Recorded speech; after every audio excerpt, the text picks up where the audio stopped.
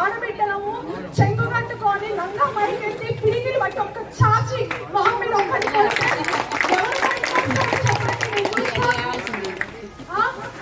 మేము డాక్టర్స్ వృత్తిలో ఉండి పేషెంట్స్ నాడి పట్టుకొని వైద్యం చేసే వాళ్ళం.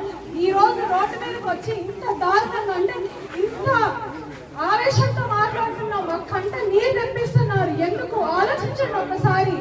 ఏదో ముందుగా ఈ రోజు మేము పార్టీలోకి వస్తున్నాము, మళ్ళీ రేపు సాయంత్రం ఎవరో కూడా వస్తాడు, వారిలో ఎవరో ఒక మహిళ వస్తుంది, లేకపోతే వైసీపీకి చెందిన లీడర్స్ వస్తారు, మీ కాలం పట్టుకుంటారు, మీ ఇంట్లో కూర్చుంటారు, బెదిరిస్తారు, దోపిడీ చేస్తారు, కొడతామంటారు, డబ్బులు చల్లుతారు. వాళ్ళకేమో 1000 కోట్లు సంపాదించాడు ఆయన.